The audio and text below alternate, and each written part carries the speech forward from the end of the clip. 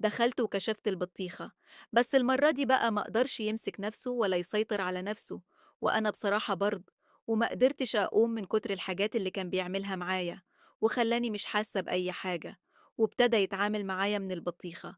وطبعا أنا كنت في دنيا ثانية، وما كنتش دريانة بأي حاجة، وعملنا كل حاجة مع بعض. أهلا وسهلا بيكم في قناة حكايات هند. في الفيديو ده هحكي لكم حكاية مثيرة جدا، ويا رب تعجبكم. لو حابين تسمعوا قصص محدش عرفها قبل كده، اشتركوا في القناة وفعلوا الجرس عشان يوصلكم كل جديد. بتقول صاحبة القصة: أنا اسمي ريم، عندي 26 سنة، ما حصلش نصيب وما اتجوزتش لحد دلوقتي. كنت عايشة مع أبويا وأمي، وعندي أخ كان بيشتغل في محافظة تانية، وبيجي كل شهر مرة كده، يقعد يومين تلاتة ويرجع تاني. وأنا كنت بشتغل في محل جنب البيت بتاعنا، محل منظفات وحاجات زي كده. وطبعا نفسيتي كانت تعبانة عشان مفيش أي موضوع جواز بيكمل معايا، رغم إن كنت جميلة جدا، ويعني تقدروا تقولوا عليا ما فياش غلطة بجد. كل اللي يشوفني كان بيقول لي: إزاي لحد دلوقتي ما اتجوزتيش؟ والكلام ده كان بصراحة بيضايقني، خصوصا لما صحباتي الأصغر مني اتجوزوا وخلفوا. بس كنت برجع وأقول: نصيب، وإن شاء الله خير. وطبعا أنا اللي كنت براعي أبويا وأمي علشان هم كبار في السن، وملهمش حد غيري بعد ما أخويا ابتدى يسافر يشوف أكل عيشه وكده. فكنت باخد المرتب من المحل اللي بشتغل فيه، وأحوش منه جزء عشان جهازي لو ربنا قرر وحصل نصيب واتجوزت، والباقي كنت بصرفه على البيت مع المعاش بتاع أبويا. وكانت الدنيا ماشية وكده.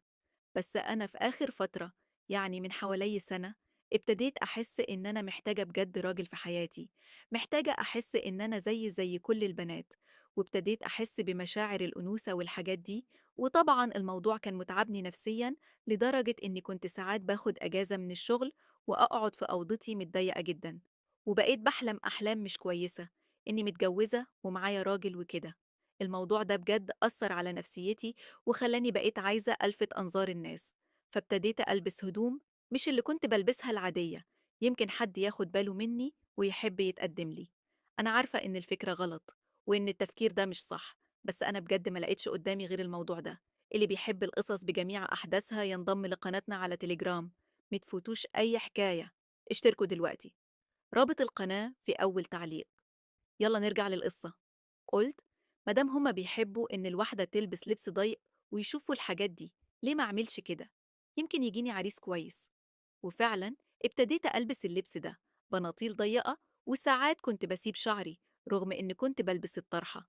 ونزلت الشغل وابتديت أنفتح شوية على الحياة. كنت بسمع إن في ناس كانت بتيجي تشتري مني تقولي: حبيبتي، طول ما انتي لابسة كده مفيش حد هيبصلك ولا حد هيقدملك. رغم إن زي ما قلتلكم، أنا زي القمر وكل حاجة فيا كانت حلوة، بس لبسي كان واسع. واكتشفت إن الشباب أو الرجالة، معظمهم مش كلهم طبعا، بيحبوا يشوفوا اللي هيتجوزوها عاملة إزاي، يعني بمعنى أصح عايزين يشوفوا كل حاجة. فلما ابتديت أغير من ستايل لبسي وكده، لاحظت حاجة. كان في صيدلية جنب المحل اللي بشتغل فيه، وكان الدكتور اللي فيها شاب صغير. كنا ساعات بنتكلم مع بعض.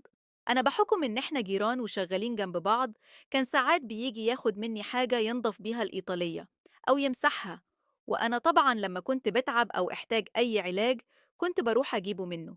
وكمان لما والدي أو والدتي كانوا يتعبوا، كنت بنزل معاهم الصيدلية يقيسوا الضغط أو السكر، وأجيب منهم العلاج. هو بصراحة كان شاب محترم، وعمري ما شفت منه حاجة مش كويسة. كان دايما بيتعامل معايا بأسلوب محترم جدا. بس لما ابتديت أغير من ستايل لبسي وكده، حسيت إنه ابتدى عايز يتقرب مني ويتكلم معايا أكتر. بصراحة فرحت جدا، وحسيت إن الفكرة اللي في دماغي دي هتجيب نتيجة، سواء معاه أو مع حد تاني. أنا ما كنتش مركزة عليه هو بالذات، أنا كان كل اللي في دماغي إن أي راجل كويس ومستواه كويس يتقدم لي. أنا كنت بس عايزة أحس إني ست، وأتجوز وأخلف، وأعيش الحياة العادية اللي أي بنت بتحلم بيها. كنت عارفة إنه مش متجوز، وكان تقريبا في نفس سني أو أكبر مني بسنة. ولما حسيت إنه عايز يقرب مني، فتحت له الطريق بصراحة، وابتدينا نهزر مع بعض ونتكلم أكتر. بقينا بناخد على بعض جدا. بس بعد كام يوم لقيت شخص تاني في الصيدلية. الشخص ده كان بقاله فترة كبيرة ما بيجيش. الراجل ده كان كبير في السن، دكتور برضه، لكنه متجوز وكبير. وقتها حسيت إن اللي كنت معجبة بيه ضاع من إيدي. اتضايقت جدا وحاولت ما أركزش في الموضوع، وقلت في نفسي ده حظي بقى. لما سألت عليه الدكتور الكبير قال لي ده سافر وهيقعد حوالي شهر وهيرجع تاني. اتضايقت لسببين: أول سبب إني مش هشوفه الفترة دي، تاني سبب إنه مسافر وما قاليش. يعني إحنا كنا خلاص أخدنا على بعض وبنتكلم في حاجات كتير حتى شخصية. إزاي يعني يسافر وما يقوليش؟ وقتها جات لي فكرة، طب ليه ما أكلموش؟ إحنا كان معانا أرقام بعض من الأساس، كنا بنتكلم عادي كأصدقاء. لما كلمته قلت له أنت فين؟ بقولك فترة مش بتظهر. رد وقال لي إنه مسافر، بيخلص موضوع ورث وبيت وكلها شوية وهيجي. فرحت جدا، وابتدى يكمل كلامه ويقول لي أنت وحشتيني. الكلام ده بصراحة عجبني جدا، وحسيت إن ممكن يبقى فيه أمل. ابتديت أتكلم معاه أكتر وقلت له أنا مش عايزاك تسافر تاني، أنت طولت، لازم تيجي بقى. لقيته بيرد عليا وبيقول لي هو أنا وحشتك بقى ولا إيه؟ قلت له بصراحة أيوة، أنا اتعودت على وجودك، ما بقيتش بحب أنزل المحل وأنت مش موجود. وكمان الراجل الجديد اللي في الصيدلية مش عارفة أتعامل معاه خالص، حساه قافل كده. ضحك وقال لي لا ما تتعايشي معاه أصلا، وأنا كلها كام يوم وهرجع. طبعا أنا اتبسطت جدا إنه ابتدى ياخد باله مني وابتدى يحس بيا. وفجأة من غير ما أحس لقيت نفسي بقوله أنا عايزة أشوفك، يعني ابعت لي صورة ليك ولا حاجة. فرد عليا وقال لا، مش هبعتلك صورة، أنا هكلمك فيديو. أنا كنت وقتها في أوضتي فكسفته جدا وقلت له لا بلاش فيديو، أنا هتكسف وكده. ضحك وقال لي هتتكسفي مني، احنا خلاص بقينا قريبين من بعض. وفعلا لقيته بيرن عليا فيديو كول. انا كنت لابسه لبس البيت العادي، بس كان بصراحه ملفت شويه. وهو اول ما شافني قال لي انت زي القمر والله.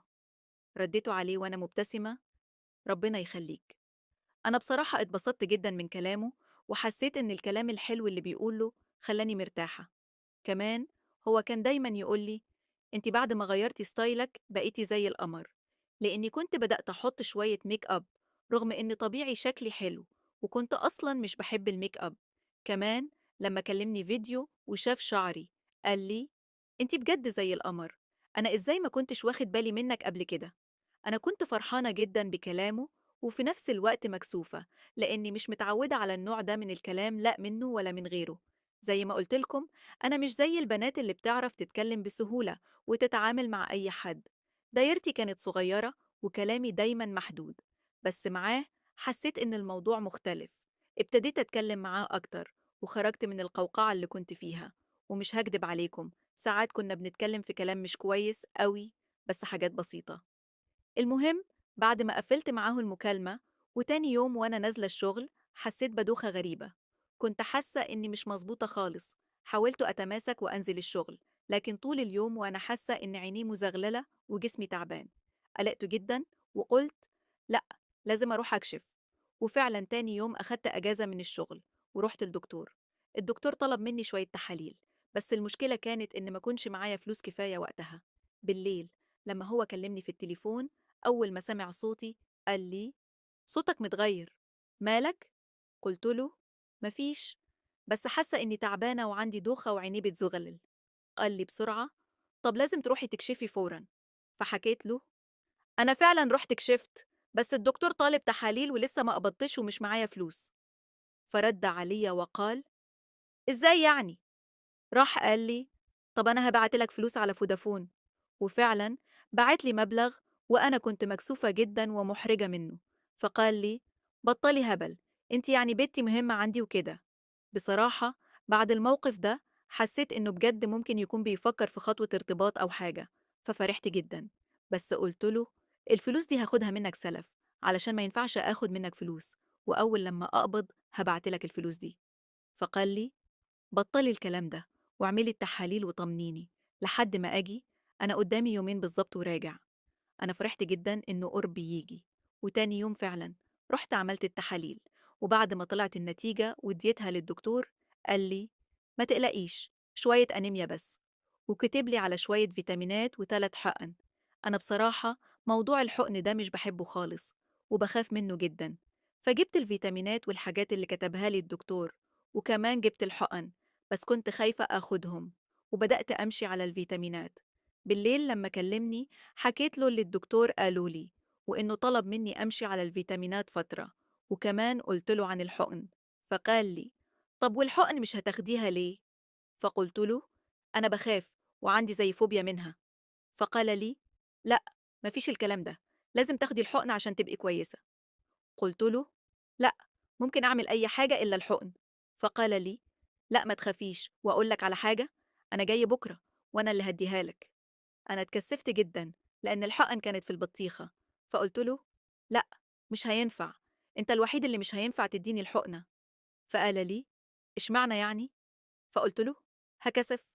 فقال لي: لأ مفيش كسوف، ده علاج، ولازم تاخدي العلاج، وسيبك من الهبل بتاع الكسوف والكلام ده. أنا بصراحة اتكسفت جدا منه، وقلت له: خلاص، هشوف. وقفل معايا المكالمة. نمت اليوم ده، وتاني يوم وأنا نازلة الشغل لقيته في الصيدلية، ففرحت جدا. قعدنا نتكلم مع بعض، وقال لي: انتي وحشتيني. فقلت له: انت كمان وحشتني، وما تسافرش تاني، وما تطولش الغيبة، أنا اتعودت عليك. فقال لي: أنا مش هسيبك تاني، وهفضل موجود، مش هسافر تاني، أنا خلصت كل اللي ورايا، وبعت وجيت. بعدها سألني: جبتي الحقنة معاكي؟ فقلت له: لأ. فقال لي: طب يعني ينفع كده؟ أنا عايزة أطمن عليكي، ولازم تاخدي الحقن في مواعيدها. وبعدها قال لي: اطلعي هاتيها من البيت، علشان بيتي كان قريب من المحل. قلت له: لأ، أنا خايفة بجد، ومش عايزة آخد الحقنة، وكمان هكسف منك بجد. فقال لي: طب خلاص، تمام، براحتك، بس أنا بجد زعلان منك. وسابني ودخل الصيدلية. رحت وراه وقلت له: طب أنت زعلان ليه دلوقتي؟ فقال لي: علشان أنا خايف عليكي، وعايزة أطمن عليكي، وإنتي عمالة تفكري وتقولي لأ ومش عارفة إيه، هتتكسي ومش هتتكسي، مفيش كسوف، كل الناس بتروح للدكاترة وبتاخد حقن عادي، إنتي ليه مكبرة الموضوع؟ حسيت بصراحة إنه كان مقنع، فقلت له: طب خلاص، بكره وأنا نازلة هجيبها معايا، هجيب واحدة عشان هي بتتاخد كل يوم واحدة بس. فقال لي: طيب خلاص ماشي. وعدى اليوم، وفي نفس اليوم ده طلب خدعة، واتفقت معاه نروح الصيدلية سوا، لأن زي ما قلتلكم المحل كان جنب الصيدلية، فكان عادي إني بروح أقعد معاه ونتكلم. وفعلا رحنا مع بعض، وكان عازمني، وأنا بصراحة كنت فرحانة جدا وإحنا بناكل. قعد يقول لي: انتي عارفة إني كنت بفكر فيكي وأنا مسافر؟ وجاب شوية كلام جميل من اللي كنت بتمنى أسمعه من زمان. وشي كان بيحمر وهو بيقول لي: انتي زي القمر. المهم، اليوم خلص، ورحت بحالة تانية خالص. قعدت أفكر في كلامه، وكنت مبسوطة جدا، ونمت وأنا حاسة إني في قمة السعادة لأول مرة. صحيت الصبح حاسة بطاقة غريبة، حاسة إني مقبلة على الحياة ومليانة النشاط، وعاوزة أبقى أجمل واحدة في الدنيا في نظرة، لأنه بقى شاغلني تماما. وأنا بلبس عشان أنزل للشغل لقيته بيرن عليا، قال لي: صباح الفل. فرحت جدا بالمكالمة الجميلة دي. وبعدين قال لي: ها، ما تنسيش تجيبي الحقنة معاكي وانتي جاية. فقلت له: مش ناسية، دي في شنطتي من امبارح بالليل. فقال لي: طب تمام. نزلت وفتحت المحل، وقعدنا شوية، وبعدها قال لي: يلا بقى عشان تاخدي الحقنة. فقلت له: انت مصمم؟ أنا بقيت كويسة خلاص. قال لي: لأ، مفيش الكلام ده. دخلت الصيدلية، وهناك كان في ستارة بتغطي المكان اللي بيحقنوا فيه الناس. أول ما شاف الحقنة وشه اتغير، وبقى يعمل ألوان. فقلت له: مالك؟ في حاجة؟ قال لي: لا خالص، تعالي بقى عشان أديكي الحقنة. أنا كنت ماشية خطوة وبرجع خطوتين من الكسوف، وكمان كان الصبح، والدنيا هادية مفيش حد في الشارع، وكنا مداريين. وقفت في المكان، وهو بدأ يكشف عن المكان اللي هياخد الحقنة فيه. وفعلا ما حسيتش بأي حاجة خالص، لدرجة إني قلت له: أنت هتفضل واقف كده تتفرج كتير؟ فقال لي: أنا خلصت كده. عدلت هدومي وأنا مكسوفة جدا، بس من اللحظة دي لقيته بيتكلم معايا بحب أكتر، وقال لي: بصراحة أنا ما كنتش أعرف إنك جميلة قوي كده. فقلت له: مش معنى كده. فلقيت وشه مر، يعني حسيت إنه اتكسف كده. فطبعا اتكسفت أنا كمان، وقلت له: طب هو ده اللي كان مخليني مش عايزك تديني الحقنة وخلاص؟ فقال لي: بصراحة يعني، حسب عني، انتي زي القمر وكده. وقال لي: إن شاء الله هتبقي كويسة بعد الحقنة وكده، وبكرة الصبح تجيبي الحقنة التانية معاكي وانتي نازلة. فقلت له: ده انت خلاص حبيت الموضوع. فقال لي: بصراحة حبيته عشان تبقي كويسة. فقلت له ماشي. وفعلا اليوم ده قضيناه مع بعض. هو بيجيلي شوية في المحل، وأنا بروح للصيدلية ليه. وطبعا صاحب المحل اللي كنت بشتغل فيه كان سايب لي المحل خالص، وما بيجيش غير قبل ما بقفل، بياخد الفلوس اللي أنا اشتغلت بيها وبيقفل معايا وخلاص. وطبعا هو الدكتور هشام اللي كان في الصيدلية كان بيخلص بدري شوية عني، وساعات كنا بنروح مع بعض. وفعلا اليوم ده رحت، وكلمني في التليفون وقال لي إنه بقى مغرم بيه، وإنه ابتدى يحبني وبيفكر كمان في موضوع الارتباط. أول لما قال لي كده بصراحة حسيت إني دايخة وطايرة من الفرحة. أخيرا هتجوز. ففرحت جدا، وقعدنا نتكلم في اليوم ده كتير، ونمنا على الفجر تقريبا. وثاني يوم نمت شوية، ولما صحيت طبعا أخدت الحقنة وحطيتها في شنطتي ونزلت. وبعد شوية، بعد ما فتحنا المحل، قال لي يلا علشان تاخدي الحقنة التانية. فقلت له انت ما بتنساش أبدا. قال لي هي دي حاجة تكنسي. فطبعا اتكسفت جدا وقلت له بطل اللي انت بتقوله ده، أنا بتكسف. فقال لي بتتكسفي إيه؟ ما انت خلاص ممكن تبقي مراتي. فقلت له ممكن، بس أنا خلاص بخلص شوية حاجات وإن شاء الله حاجة تترتب لك. فقلت له انت بتتكلم بجد؟ قال لي أيوة والله أنا بتكلم بجد. فرحت جدا وأديته الحقنة على طول. قلت له طب يلا علشان تديني الحقنة. وفعلا دخلنا في نفس المكان، بس المرة دي كان برده الصبح بدري والستارة محطوطة وكده. فطبعا لما كشف البطيخة بدأ يحصل منه تجاوزات. والغريب في الموضوع إني ما قمتش خالص، وسبته يعمل اللي هو عاوزه. وفعلا بدأ يلمس البطيخة كده ويخبط عليها، وقال لي البطيخة حلوة جدا. لا تنسوا قناتنا على التليجرام، رابط القناة في أول تعليق. وأنا بصراحة ما كنتش عارفة أرد عليه، وكنت مبسوطة قوي من اللي هو بيعمله. وبعد ما خلصنا نزلنا وفتحنا المحلات. فقال لي يلا عشان تفضحنا. بس اليوم التاني كان مش فاتح الباب على الآخر، يعني حته صغيرة. فقلت له ليه كده؟ فقال لي لا عادي يعني، علشان بس محدش ياخد باله. أنا استغربت من الكلمة، بس قلت عادي، يعني كده خلاص هو هيتجوزني وهبقى حلال وكل حاجة. فطبعا لما دخلت وكشفت البطيخة، بس المرة دي بقى ما قدرش يمسك نفسه ولا يسيطر على نفسه.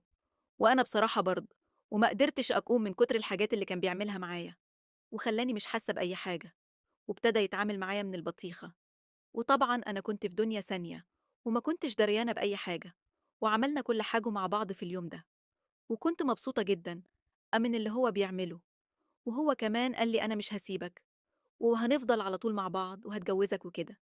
بس ده كله كان بيضحك عليا واختفى من حياتي، وساب الصيدلية، لأن هو مش صاحب الصيدلية. هو كان دكتور بيشتغل بس في الصيدلية.